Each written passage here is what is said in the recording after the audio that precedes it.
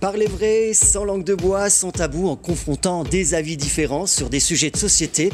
Voilà l'objectif de l'émission que j'ai l'honneur de vous présenter. Bonjour, je suis Paul Olivier et je vous souhaite la bienvenue dans notre toute nouvelle émission Cartes sur table.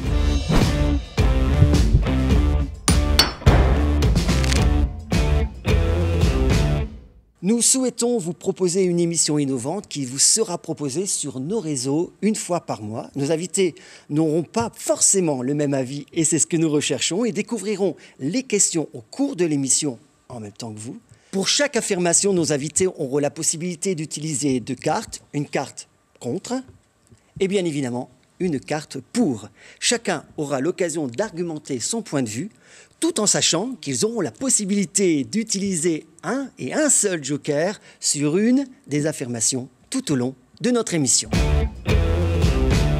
Une bonne émission se fait avec de bons invités et aujourd'hui nous avons la chance d'avoir deux invités qui sont de sensibilités différentes. Tout d'abord, nous sommes avec Benoît à ma gauche, Benoît Hante qui est frère dominicain sur la métropole lilloise. Est-ce que tu peux te présenter en quelques mots, Benoît? Oui, bonjour Paul-Olivier. Je suis frère dominicain dans le quartier L'Île-Moulin, dans un quartier plutôt populaire, avec deux autres frères.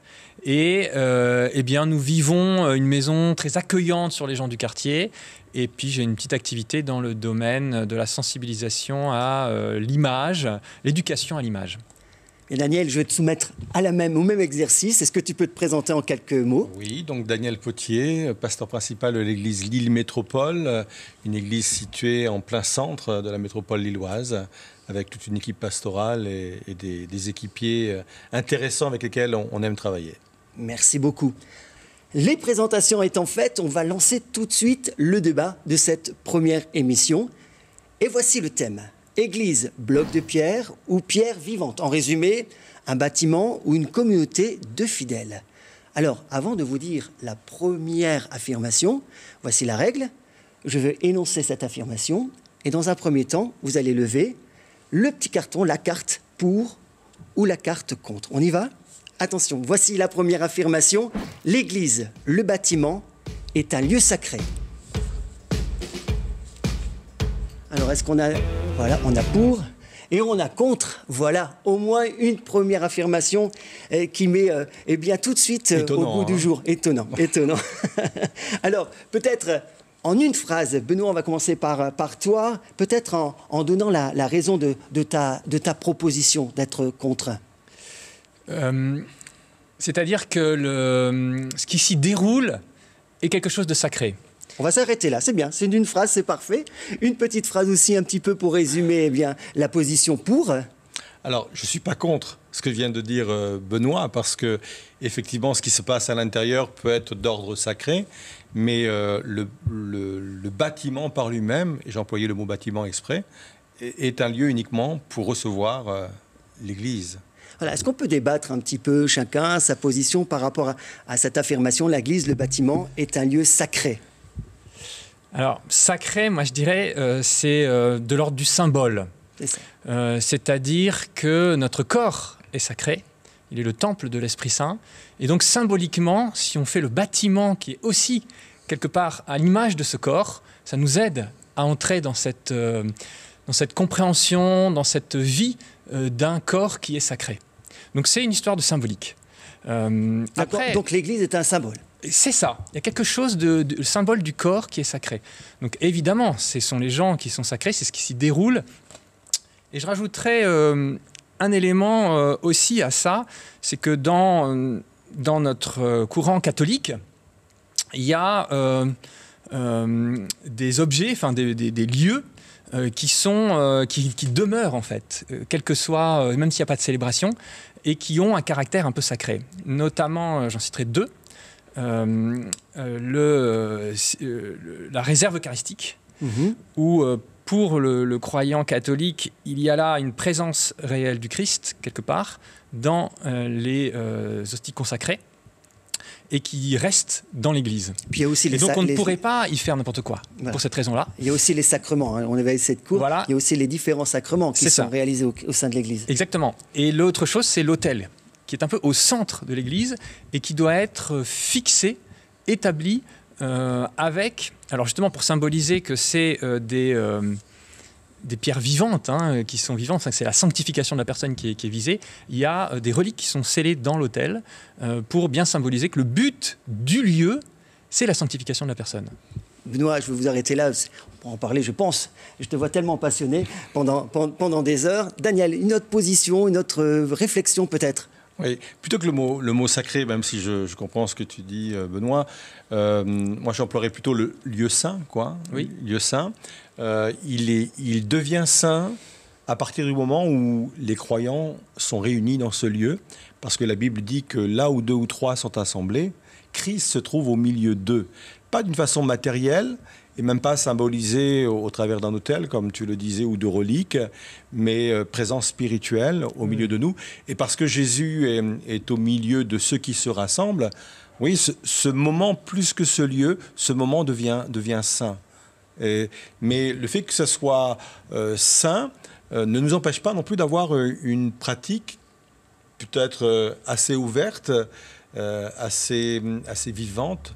Il n'y a pas de jugement de valeur avec la façon dont vous vivez votre foi, mais ça ne nous interdit pas une certaine expression de foi. On va s'arrêter là parce qu'on va empiéter sur une autre affirmation. Très bien. Et donc, à force de développer, mais en tout cas, merci pour la richesse de ce partage. Je vais passer à la deuxième affirmation avec le même exercice. Pour, contre, une petite phase d'argumentation et puis un petit développement par la suite.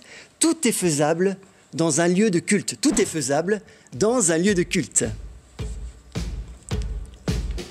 Ah, nous avons 2 contres. Mais c'est bien.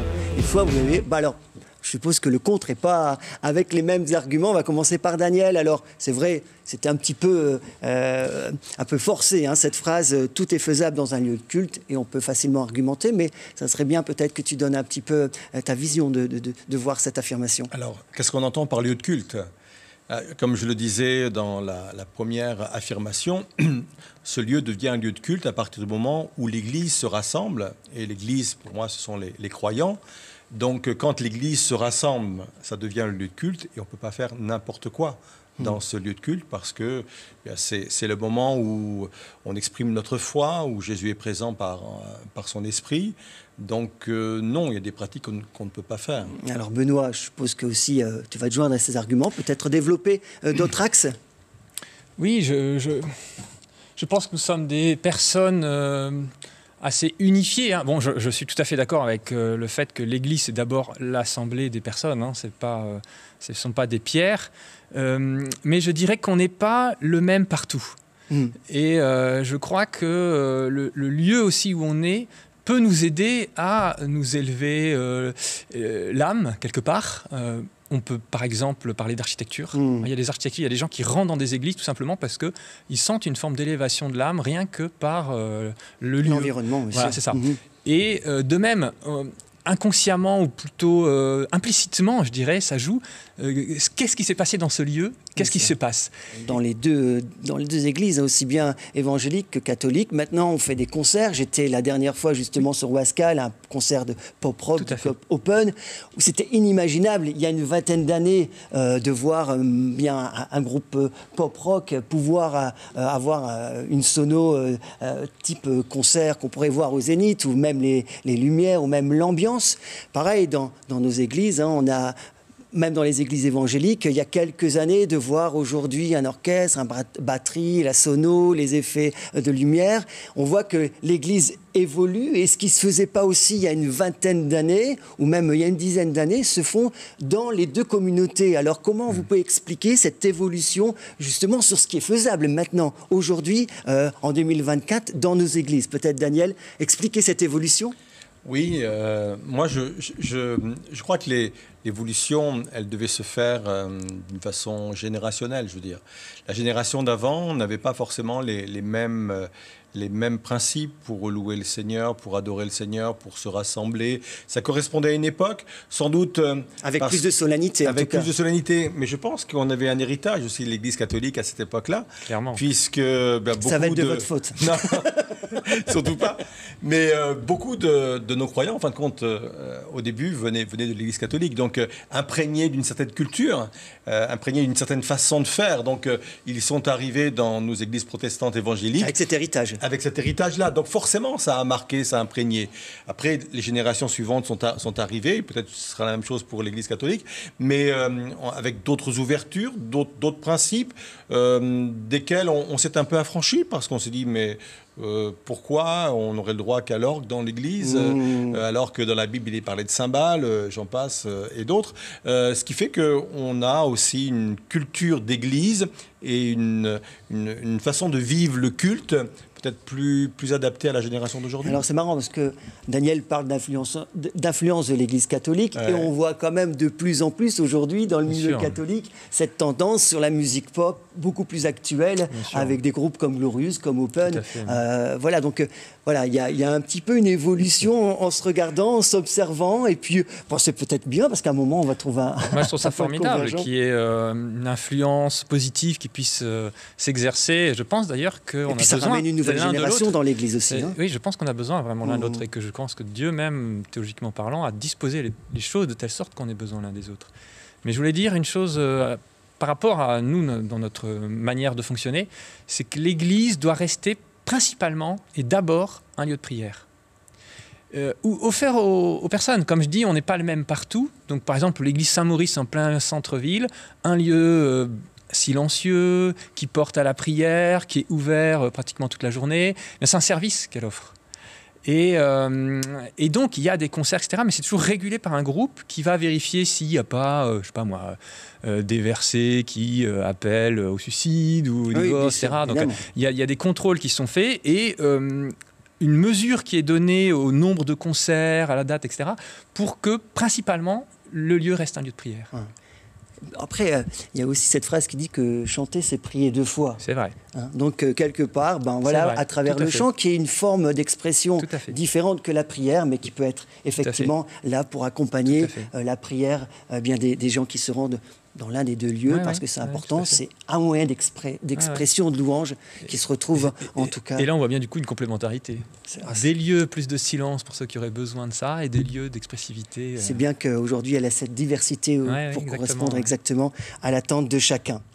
Passons tout de suite à notre troisième affirmation. Les lieux de culte sont financés exclusivement par la communauté. Les lieux de culte sont financés uniquement par la communauté.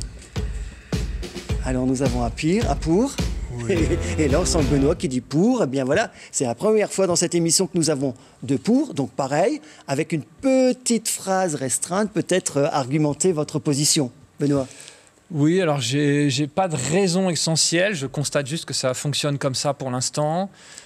Simplement, dépendre d'un autre, c'est toujours courir le risque d'être aussi dépendre financièrement d'un autre, c'est toujours courir le risque de dépendre aussi sur le plan du discours ou sur le plan des activités, etc. Merci Benoît. Daniel ? Je pourrais presque dire la même chose que Benoît. C'est trop consensuel. Ça fonctionne comme cela déjà aujourd'hui, puisqu'il y a une base biblique aussi, puisque dans la Bible, il y a cette notion aussi d'offrande, d'engagement financier aussi à l'égard de l'Église. Donc oui, pour... Après, il y a des systèmes économiques qui sont un peu nouveaux. On pourra peut-être en parler, notamment ce qui se vit en ce moment avec l'église ELM. Mais aussi, on voit aussi que, on l'a vu avec Notre-Dame, quand elle a pris feu, l'engouement de tous les Français pour ce bâtiment unique en France et dans le monde. Et on voit quand même qu'aujourd'hui, pour que les travaux soient faits, l'État s'implique aussi. Donc, ce n'est pas uniquement l'Église qui subvient à ces besoins-là. Alors, comment vous le voyez, vous, l'État aujourd'hui? On a vu l'intérêt de notre président pour remettre absolument Notre-Dame dans son état à l'arrivée des JO. Comment vous l'interprétez? Très positivement, mais en fait, je dois dire que c'est déjà le cas pratiquement pour toutes les églises, puisqu'elles appartiennent majoritairement à l'État, et que c'est lui qui fait les réfections extérieures, etc. Donc, de fait, en réalité, c'est pas tout à fait juste ce que j'ai répondu. Le bâtiment, en tout cas, est financé en partie par l'État. Mais parce que ça lui appartient. Donc, c'est une situation très particulière en France, en fait, de l'Église catholique. Je pense que la plupart des bâtiments, ont été construits après, et donc vous êtes dans une autre Alors justement, forme Benoît, je vais rebondir un petit peu sur ce qui est en train de se vivre, l'actualité de l'Église que l'île métropole est en train d'être bouleversée par la mise en place d'un nouveau système économique. Daniel, peut-être tu peux nous en parler de ce nouveau, cette nouvelle dynamique. Oui, pour rebondir légèrement sur ce que vient de dire Benoît, il est évident qu'on n'a pas le même patrimoine et la même histoire sur le plan patrimoine de l'Église catholique. Et ils ont un super patrimoine, c'est magnifique. J'ai plaisir à rentrer moi-même dans les églises avec mon épouse pour visiter tout ce travail, c'est magnifique. Nous, c'est une autre histoire, sont plus des bâtiments, hein, on peut dire comme cela. Et nous, on a décidé depuis un an là, de changer notre système économique, en fin de compte, puisqu'on part du principe que le lieu est simplement un lieu où se rassemble l'Église, mais qu'elle n'est pas l'Église. On a prévu effectivement que ce lieu, d'autant plus qu'on est dans une phase de construction, d'agrandissement, on rajoute 2000 m², que ce lieu soit exploité la semaine pour d'autres activités. Bien sûr, il y a comment dirais-je, une charte éthique, on ne va pas faire n'importe quoi non plus dans ce lieu, il faut que ce soit des choses qui correspondent aussi à notre éthique, quoi. Mais on s'autorise le fait de dire, eh bien, finançons ce lieu d'une autre façon que par l'Église toute seule. Et la nouvelle loi sur la laïcité, est-ce qu'elle a accéléré un petit peu ce processus? Alors oui, mais la loi cultuelle type association de 1905 sous laquelle nous fonctionnons nous empêche aussi de faire beaucoup de choses. En fin de compte, c'est une loi qui est très avantageuse pour les églises, sur la fiscalité, etc., mais contraignante aussi parce qu'on ne peut faire que du cultuel, en fin de compte, dans ce lieu-là. Et pour ces raisons-là aussi, on a décidé effectivement de changer nos entités, en fin de compte, juridiques, en créant un fonds de notation qui, lui, est devenu propriétaire du bâtiment, en créant une société qui, elle, va exploiter le bâtiment. Notre société s'appelle Agora. Et puis ELM, qui est l'église, donc association 1905, qui, elle, fera son culte, les activités, pendant le week-end et la semaine aussi, sur certaines plages dans cette église. Ouais. Merci Daniel. Et Benoît, est-ce que vous êtes amené aussi, vous, dans le milieu catholique, à suivre cette même dynamique ou pour l'instant, c'est moins contraignant pour vous? Moins, mais ce que je constate, c'est l'apparition de lieux modulables. D'accord. Où souvent il y a le sanctuaire qui reste intact, qui est disposé, parce que comme je dis, il y a l'autel, voilà, la réserve eucharistique et le tabernacle, donc. Et après, il y a une sorte de nef qui peut être fermée, qui peut servir à d'autres choses, etc., qui devient polyvalente. Donc ça, j'ai déjà observé, j'ai déjà vu ce genre de choses, et ça se développe. Mais on a des bâtiments très récents aussi qui sont plutôt sur le mode ancien. Alors, ce qui se fait aussi, c'est qu'on construit plusieurs bâtiments. Par exemple, la cathédrale ici de Lille, il y a un musée qui est en sous-sol, et donc celui-là, il a pu être financé autrement, etc. Bon, apporter de financement. Donc, il y a des centres culturels plutôt qui sont autour. Mais le lieu de culte, dans ces cas-là, reste sacralisé. Ouais. D'accord. Eh bien, bravo, en tout cas, pour cet échange qui nous permet aussi de voir aussi l'évolution de l'Église dans notre société. 4e affirmation, ça avance vite, il nous en reste encore 2. Attention, pareil, contre ou pour, pas de bâtiment, pas de communauté de croyants. Pas de bâtiment, pas de communauté de croyants. Ah, on a 2 contre, Beaucoup de consensus quand même dans ce... faut voir le contre qu'il y a derrière. Voilà, aussi. alors le contre est argumenté de la façon suivante par Benoît. Benoît, je t'en prie, en une phrase. C'est la communauté de croyants, comme son nom l'indique, ce sont des personnes vivantes qui se réunissent. Jésus priait à l'extérieur, il se réunissait avec ses disciples à l'extérieur. Donc le bâtiment est là pour aider, pour faciliter, mais si on n'a pas, ça n'en fait pas pour autant disparaître la communauté. Bon, Daniel, essayez d'argumenter. Je suis assez d'accord, désolé pour toi, mais je suis d'accord avec Benoît. C'est plus de l'édition. Oui, tout à fait. On voit dans les épîtres, à un moment donné, l'apôtre Paul va saluer l'église qui se réunit dans la maison d'un tel. Donc l'église, elle se réunit dans une maison. Ouais. Il parle aussi de l'église comme étant le corps de Christ. Donc, oui, ce sont les croyants, quoi, pierre vivante. Et puis, de plus en plus, je crois, dans les 2 communautés, de plus en plus, il y a des rencontres dans les maisons, que ce soit des groupes de prière chez les catholiques, que ce soit des réunions de partage, des groupes de maisons dans le milieu évangélique. Et on a l'impression que l'Église, je répète, je paraphrase quelqu'un qui dit que au plus l'église est grande, au plus il faut la rendre petite. Et je pense que c'est un petit peu cette dynamique-là de rendre la communauté un petit peu plus. Mais la première disparate. église, c'est la famille. Ouais. Dire un bénédicité avant un repas, c'est déjà faire église. Donc, oui, l'origine même de l'église, finalement, c'est pas dans un bâtiment dédié. J'aime bien l'expression que tu dis, hein, qui est souvent utilisée par les catholiques, c'est faire l'église. Oui. Et je trouvais, voilà, faire l'église, Ouais. c'est quelque chose de dynamique. Parce que c'est Exactement. vrai. Et aujourd'hui, toi, tu fais partie comme ça d'un groupe de prière dans une maison où. Alors, nous, ce qui est intéressant, c'est qu'on a une chapelle qui est au fond de notre jardin, D'accord. donc qui est principalement dédiée à la prière, mais pas seulement. Il se trouve qu'elle sert aussi ponctuellement, elle a été aménagée pour ça, de salle de cinéma et de lieux de restauration. Donc on peut partager. Donc on peut faire plein de choses hein, dans Mais dans une ça église. reste temporaire, quoi. D'accord. C'est-à-dire que principalement, c'est quand même un lieu de prière. D'accord. Donc oui, on voit apparaître des lieux modulables. Maintenant, des communautés de prière, bah oui, hein, on prie dans les familles. On a un mouvement, nous, qui fonctionne bien. Ça va faire un petit peu bondir, mais ça s'appelle les équipes du rosaire. Il ne s'agit pas de prier le chapelet, hein, c'est plutôt méditer les évangiles. D'accord. Mais le principe c'est, je pense, le premier mouvement en termes de nombre de personnes en France catholiques. Et le principe, c'est que donc il n'y a pas de prêtre, hein. C'est des laïcs. C'est Des laïque, hein. voilà. Mhm. C'est non sacerdotal. Enfin, en tout cas, c'est laïque. Et ça se fait dans les maisons. D'accord. Et c'est Et relié chacun c'est relié invite à à, une tour église. de rôle C'est relié le à une groupe. église, à une communauté. Oui, alors oui, D'accord. c'est lié au diocèse, quoi. D'accord, un peu dans le même principe, hein, des groupes Oui, de maisons. à Est-ce que fait. tu peux nous expliquer un petit peu Ouais, pareil, combien de groupes de maisons vous avez, combien de personnes se réunissent? Ouais, le nombre de groupes de maisons, je ne sais pas, mais une vingtaine, entre 20 et 30. Je crois que c'est le pasteur Sommer hein, qui s'occupe de ça, donc elle saurait mieux le dire. Mais comme tu l'as dit, une église, quand elle est assez conséquente, elle peut devenir très impersonnelle. On connaît pas tout le monde dans une église comme celle-ci. Vous êtes combien de membres à peu près Un tous peu les plus d'un dimanches? millier ici, ouais, un peu plus d'un millier. Donc c'est compliqué de bien se connaître.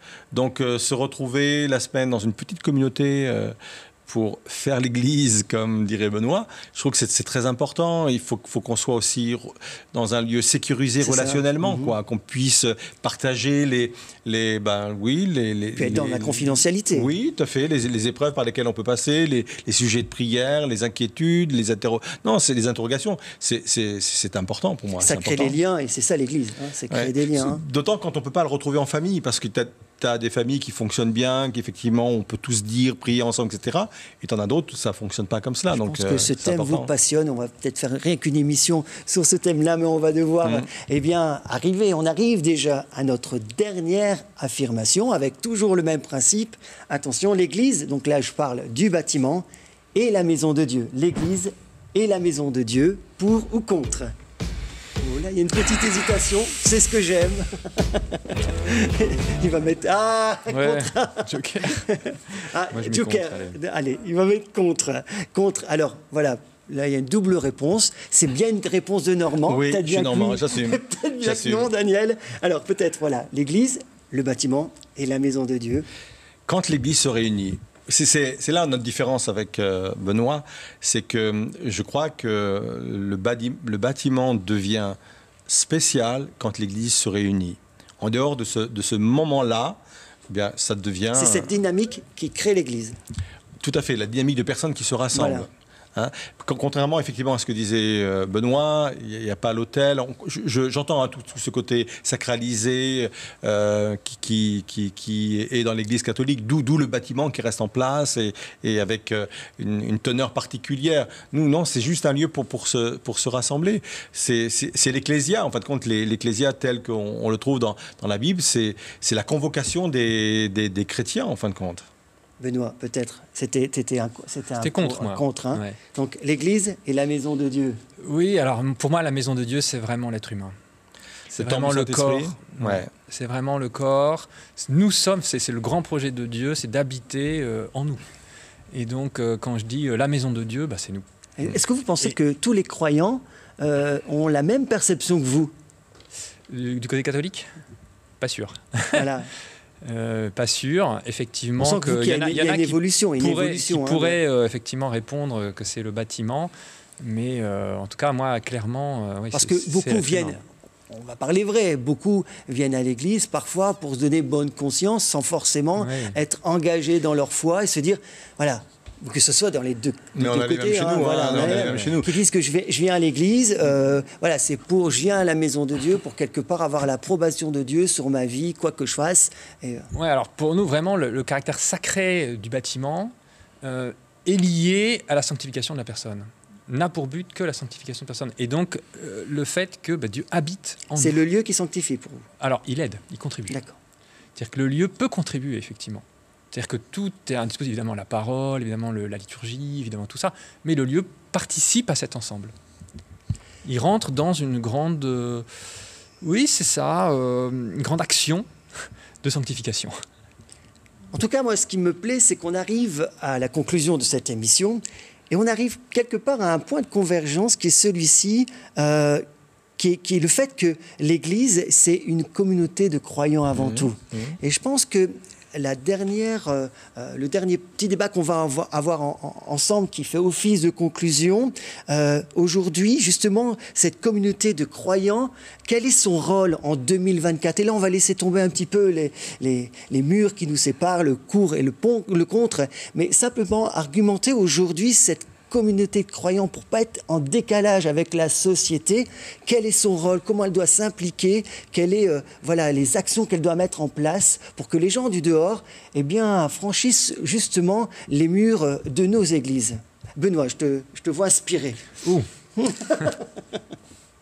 Je pense que la première attitude, c'est peut-être d'être à l'écoute. Ça paraît bizarre, hein, mais avant d'annoncer une parole, c'est d'abord d'écouter ce que nos contemporains peuvent vivre. Donc ça, ce serait la première chose. Donc à l'écoute de son prochain. Ouais, c'est ça.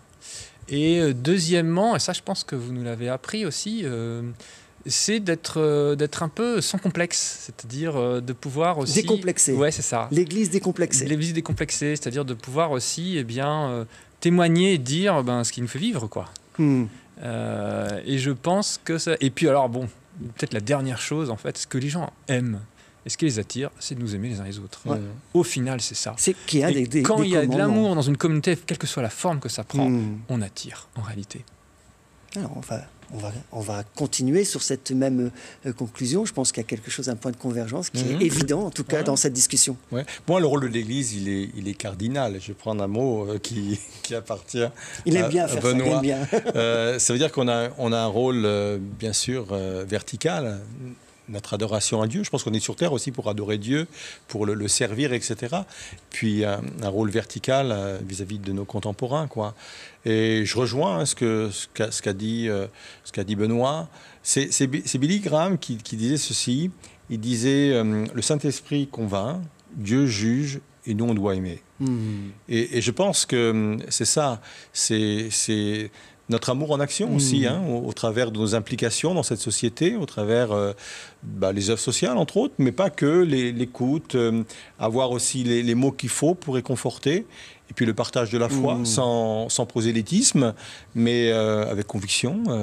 Et c'est ce que tu as appelé la foi décomplexée, quoi, que Dieu nous donne cet équilibre de pouvoir parler librement des expériences qu'on peut faire avec le Seigneur, quoi, parce que ça a tellement bouleversé et changé notre vie qu'on a envie que d'autres vivent la même chose. L'Église a un lieu d'écoute, un lieu où on est attentif à l'autre, dans l'empathie, et à être là et au moment opportun, proposer la prière, la solution de Dieu dans des diverses situations. En tout cas, merci pour la richesse de nos échanges. Je pense et j'espère que vous avez apprécié aussi cette première émission. On arrive donc à la fin de notre première émission Cartes sur table. J'espère que vous avez autant apprécié cette émission que nous avons eu la joie de la faire avec nos invités. Si vous souhaitez réagir à cette émission, vous avez la possibilité de nous envoyer une question à l'adresse mail que vous allez voir en dessous de votre écran ou simplement en commentaire. Le thème de nos prochaines émissions sera le sport, autour du sport évidemment, avec les JO. On va tous baigner dedans pendant quelques mois, pas dans la Seine, mais dans cette dynamique-là. Et dans cette émission, nous avons pris le prisme de parler vrai, sans langue de bois, et de toujours mettre carte sur table.